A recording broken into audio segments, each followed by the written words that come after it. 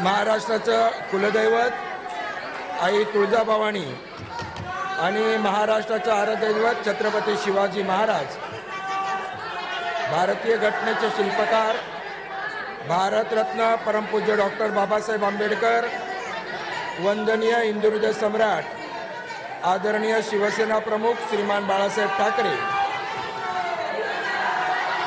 धर्मवीर आनंद दिघे साहेब यांच्या पवित्र स्मृतीस विनम्र अभिवादन करून मी माझे मनोगत या ठिकाणी व्यक्त करीत आहे।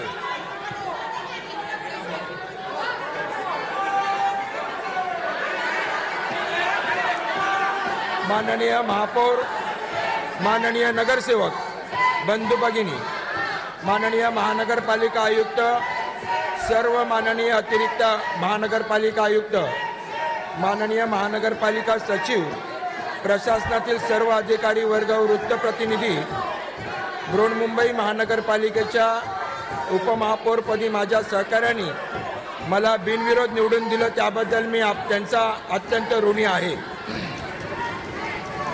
देशाचे कर्तव्य दक्ष आदरणीय पंतप्रधान माननीय नरेंद्र मोदीजी, महाराष्ट्र राज्याचे अभ्यासू आणि कणखर मुख्यमंत्री सन्माननीय देवेंद्र फडणवीस साहेब, शिवसेनेचे मुख्य नेते आणि लाडक्या बहिणींचे लाडके भाऊ उपमुख्यमंत्री सन्माननीय एकनाथ शिंदे साहेब यांनी माझ्यावर दाखविलेल्या विश्वासार्हतेला सहकार्य पाठिंब्यामुळे मी आज उपमहापौर पदाचा बहुमान मला प्राप्त झाला आहे। मी त्यांचा अत्यंत ऋणी आहे।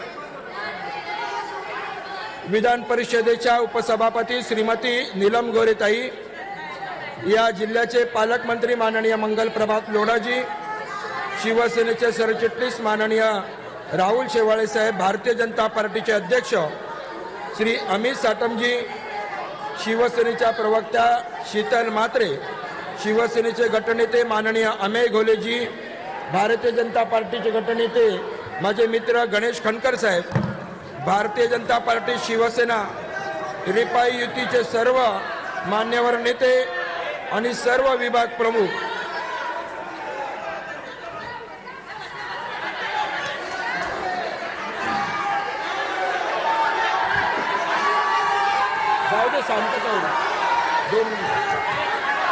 तसेच भाजप शिवसेना रिपाई महायुतीच्या माझ्या सर्व सहकारी नगरसेवक नगरसेविकांचा मी मनपूर्वक आभारी आहे। उपमहापौर पदाची जबाबदारी पार पडताना शिवसेनेच्या ज्येष्ठ नेत्यांनी, माझ्या कार्यकर्त्यांनी व माझ्या सर्व सहकारी नगरसेवकांनी माझ्यावर जो विश्वास दर्शविला तो सार्थकी लावण्याचा मी मनस्वी प्रयत्न करेन। अभी बैठ के लो, अभी जगह है, अभी पूरी जगह है।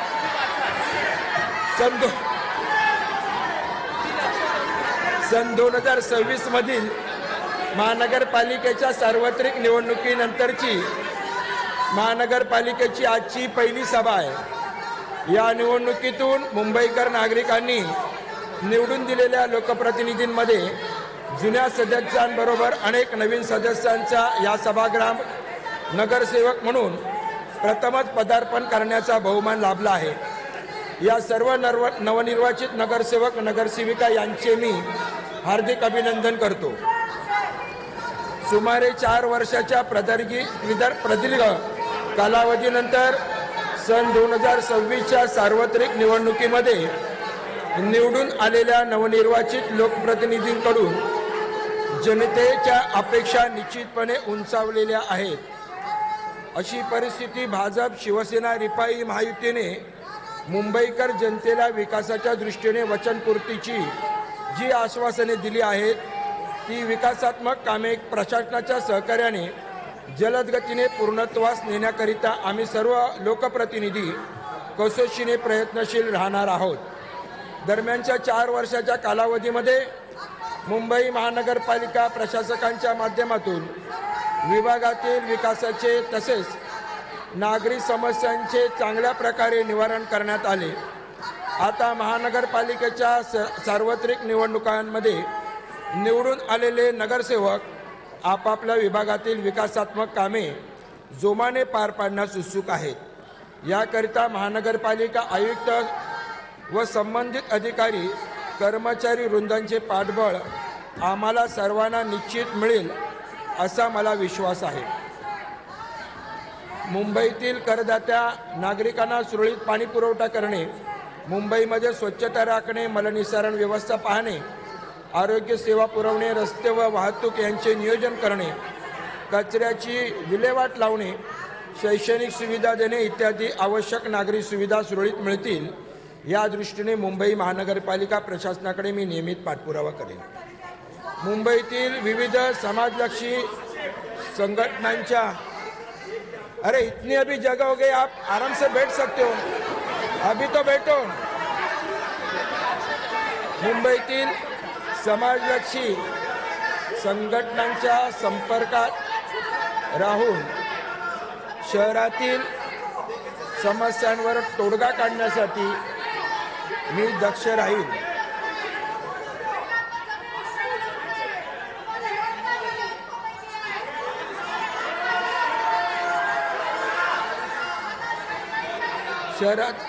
शहरातील मैदाने, उद्याने यांचे सौंदर्यीकरण करणे, फेरीवाले, वाहतुकीची कोंडी, रस्त्यावरील खड्डे इत्यादी नागरिकांना भेडसावणाऱ्या समस्यांवर लक्ष देऊन त्या सोडविण्यासाठी माझा प्रामाणिक प्रयत्न असेल. मुंबई भारताची आर्थिक राजधानी म्हणून ओळखली जाते. मुंबईकरांना आवश्यक त्या सर्व नागरी सुविधा देऊन मुंबईला जागतिक स्तरावर प्रतिष्ठा प्राप्त करून देण्यासाठी सर्व प्रकारच्या पायाभूत सुविधा उपलब्ध करण्याचा संकल्प ठेवूनच मुंबईचा नवीन विकास नियोजन आराखडा 2034 तयार करण्यात आलेला आहे. या शहराच्या नागरिकांना विविध नागरी सुविधा पुरविताना वित्त व्यवस्थेवर ताण येणार नाही अशा रीतीने सदर विकास नियोजन आराखड्याची अंमलबजावणी सन 2034 पर्यंत महापालिका प्रशासनाने काटेकोरपणे करावी. मुंबई महानगरपालिकेच्या शाळांमधील विद्यार्थी संख्या दिवसेंदिवस कमी होत असल्याने शाळा बंद होण्याच्या मार्गावर आहेत. याकरिता महापालिका शाळातील विद्यार्थ्यांची गळती थांबविण्याच्या दृष्टीने व पटसंख्येमध्ये वाढ होण्याच्या दृष्टीने प्रशासनाने नेटाने प्रयत्न करावेत.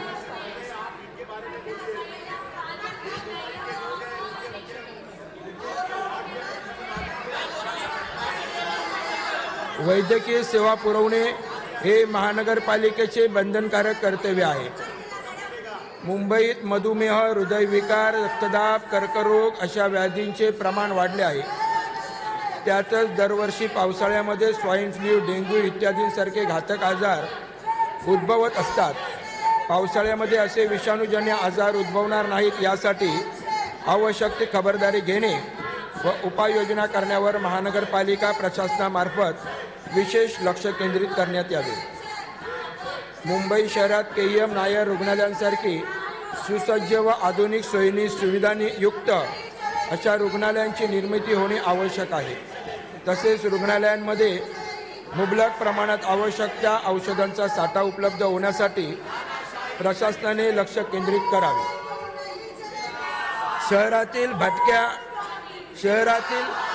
शहरातील भटक्या कुत्र्यांच्या नागरिकांना होणारा उपद्रव टाळण्यासाठी सर्वोच्च न्यायालयाच्या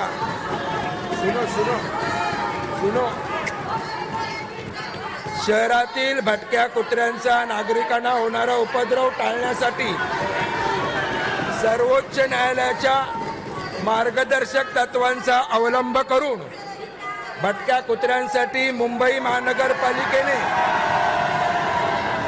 निवारा केंद्र मुंबई महानगरपालिकेने निवारा केंद्र उभारावी.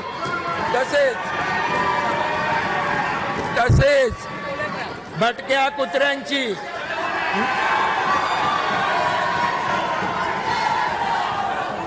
सुनो जरा सीरियस बोल रहा हूं, सुनो. तसेच भटक्या कुत्र्यांची नसबंदी करून त्यांच्या वाढत्या उत्पत्तीवर मर्यादा आणण्यासाठी प्रशासनाने ठोस उपाययोजना आखाव्यात अशी माझी विनंती आहे. मुलगी वाचवा, मुलगी शिकवा असा संदेश आपण सर्वत्र ऐकतो, पण तरी समाजात स्त्रीभूषण हत्या एक भीषण वास्तव आहे. गर्भजल चिकित्सा करून जगामध्ये येऊ इच्छिणाऱ्या मुलींचा श्वास रोखू पाहणाऱ्या स्त्रीभूषण हत्या पूर्णपणे थांबवण्याची काळाची गरज आहे. आपल्या देशातील पुरुष प्रधान संस्कृतीमध्ये अजूनही कुटुंब समाज घडवणारी स्त्रीच आहे.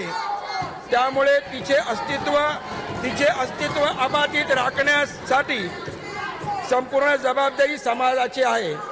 याकरिता गर्भजल चिकित्सा करून स्त्रीभूषण हत्येस किंवा कोणत्याही अपप्रवृत्तीस बळी पडू नये असे मी आवाहन करू इच्छितो.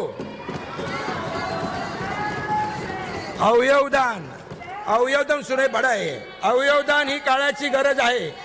जनजागृती अभावी अवयवदात्यांचे प्रमाण अत्यल्प असून अवयवदानामुळे जीवनदान मिळू शकते ही बाब जनसामान्यांमध्ये रुजवण्याची आवश्यकता आहे.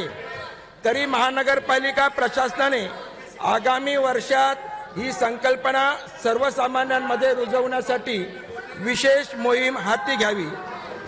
मुंबईतील दुरावस्थेतील व अपुऱ्या सोयीसुविधा असलेल्या स्मशानभूमी दफनभूमीचे तातडीने दुरुस्ती करून तेथे आवश्यक त्या सेवा सुविधा पुरविण्यासाठी प्रशासनाकडे लक्ष द्यावे. आज शहरातील फेरीवाल्यांचे बरोबरच पार्किंग करिता मोठ्या प्रमाणावर जागा व्यापली आहे. स्वतंत्र पार्किंग झोन काळाची गरज आहे. तसंच सार्वजनिक वाहतूक व्यवस्था अधिक सक्षम करणे आवश्यक आहे. Best metro, mono railway, local अशा सार्वजनिक वाहतुकीचे पर्याय एकमेकांशी जोडणे महत्त्वाचे आहे. पुरेसा पाणी पुरवठा हा मुंबईकरांना एक ज्वलंत प्रश्न आहे. मुंबईच्या दिवसागणिक वाढत्या लोकसंख्येच्या तुलनेत पाण्याच्याही मागणीत वाढ होत आहे. भविष्यातील पाण्याची वाढती मागणी पूर्ण करण्यासाठी पाणी पुरवठ्यामध्ये वाढ करणे आवश्यक आहे. मुंबई शहराला अधिक पाणी पुरवठा व्हावा यासाठी प्रशासनाने नवीन धरणाची निर्मिती करणे व पाणी पुरवठ्याचे नियोजन करावे. तसेच पाण्याची गळती आणि चोरी रोखण्यासाठी प्रशासनाने कठोर उपाययोजना करावी असे मी सूचित करतो. मनोरंजनाचे मैदान, क्रीडांगणे, उद्याने, बगीचांकरिता आरक्षित असलेले भूखंड लवकरात लवकर विकसित करण्याची आवश्यकता आहे. महानगरपालिका प्रशासनाने विविध उद्दिष्टांकरिता आरक्षित असलेले भूभाग त्वरेने संपादित करून मुंबईकरांना उपरोक्त नागरी सेवा सुविधा उपलब्ध करून देण्यासाठी भूसंपादनाच्या कार्यवाहीबाबत सातत्याने पाठपुरावा करावा. मुंबईतील पर्यावरणाचा समतोल राखण्यासाठी आज वृक्ष संवर्धनाची नितांत गरज आहे. शहरात अस्तित्वात असलेले झाडे व वृक्षांची निगा राखणे व त्यांचे यथोचित संवर्धन करणे गरजेचे झाले असून त्यांची हानी टाळण्यासाठी व ग्लोबल वॉर्मिंगमुळे होणारे दुष्परिणाम रोखण्यासाठी महानगरपालिकेने स्वतः वृक्ष प्राधिकरण व स्वयंसेवी संस्थांच्या सहकार्याने विशेष योजना कार्यान्वित करावी व मुंबईत अधिकाधिक वृक्ष लागवड करण्यासाठी प्रयत्न करावेत. तसेच काही ठिकाणी झाडे जाणीवपूर्वक मारण्याचे प्रकार घडत आहेत, त्यांच्यावरही कडक कारवाई करावी अशी मी आयुक्तांना विनंती करतो. मुंबई शहरातील दिवसेंदिवस वाढणाऱ्या वायू प्रदूषणावर आळा घालण्यासाठी प्रशासनाने त्वरेने आवश्यक उपाययोजना करणे गरजेचे आहे. मुंबई शहरामध्ये पूरसदृश्य परिस्थिती निर्माण व्हावयास प्लास्टिकचा अनिर्बंध वापर कारणीभूत आहे. पर्यावरणाची हानी करण्यात प्रमुख घटक ठरलेल्या प्लास्टिकवर राज्य सरकारने गतवर्षी मार्च 2018 मध्ये पासून बंदी लागू केली.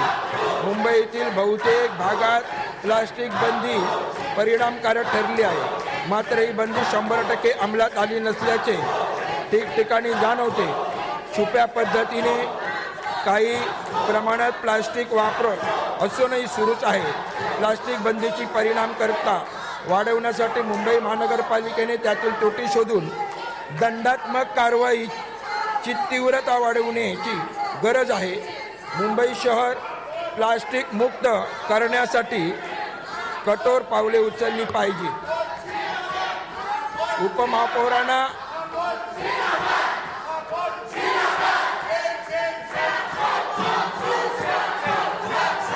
उपमहापौरांना विशिष्ट अधिकार मिळावेत यासाठी माझ्या पूर्वीच्या उपमहापौरांनी केलेल्या मागणीचा मी पुनरुच्चार करीत आहे. यासाठी कायद्यात योग्य ती दुरुस्ती करावी अशी माझी सूचना आहे. माझ्या या भाषणात मी काही थोडक्यात सूचना केल्या आहेत, त्याचा प्रशासनाने जरूर विचार करावा. माझी उपमहापदाची कारकीर्द यशस्वी होण्यासाठी मला माझ्या सर्व सहकारी बंधू भगिनी तसेच महानगरपालिका आयुक्त आणि त्यांचे सहकारी, महानगरपालिका सचिव व त्यांच्या कर्मचारी वृंद, प्रशासनातील अधिकारी वर्ग व खास करून वृत्तपत्र प्रतिनिधी या सर्वांचे सहकार्य लाभले असा विश्वास मी व्यक्त करून येथील सर्व उपस्थितांचे आभार मानून मी माझे भाषण संपवतो. जय हिंद, जय महाराष्ट्र.